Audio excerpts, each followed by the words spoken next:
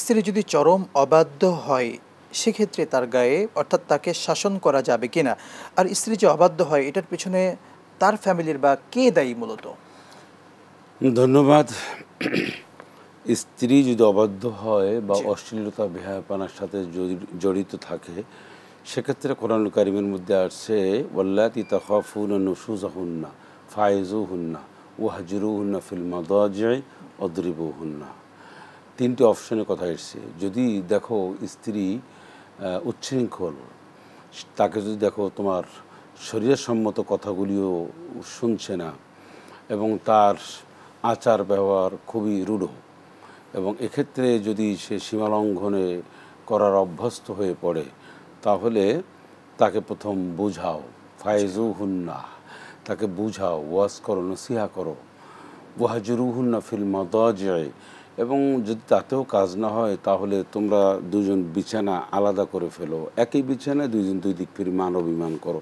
এতেও যদি স্ত্রীর কন্ট্রোল না আসে যদি, তাহলে অদ্রিবহুন্না, মৃদু প্রহার করার অনুমতি রয়েছে। এক। সেকেন্ড হচ্ছে মারামারি বা ঝগড়াঝাটি, এইটা সুখী পরিবারের আলামত নয়, এটা ঠিক না। কিন্তু তারপরও আমাদের পরিবারগুলিতে এভাবে হচ্ছে।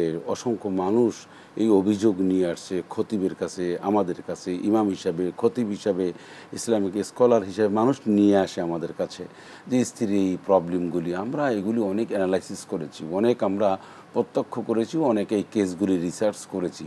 সেখানে আমরা দেখেছি সবচেয়ে বেশি যে কাজগুলি হয় সেটা হচ্ছে স্ত্রীর বিলাসিতা, স্ত্রী স্বামীকে মূল্যায়ন না করা, পক্ষান্তরে স্ত্রীর বাবার বাড়ি, বাবা মা ভাই বোন, তাদেরকে একটা কুপরামর্শ দেওয়া।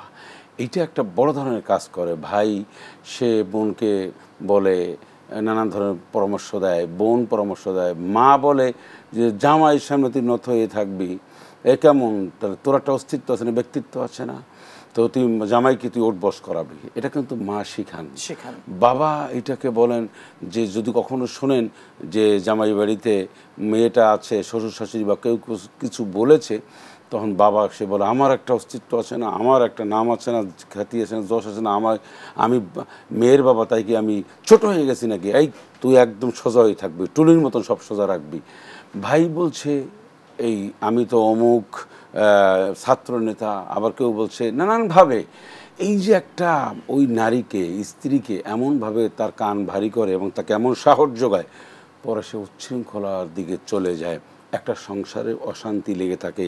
কিন্তু তার বোঝা উচিত যে আমার হাজব্যান্ড যে পরিশ্রম করেন বা আমাদেরকে যেভাবে লালন পালন করেন, আমি আমার বাচ্চা কাচ্চা সব সহ, এতে আমাকে যে সার্ভিস দেওয়া দরকার বা আমাকে যে আদর সোহাগ ভালোবাসা যেভাবে সাপ্লাই দেওয়া দরকার, যেভাবে অ্যাপ্রোচ করা দরকার, সেখান থেকে আমি ব্যর্থ।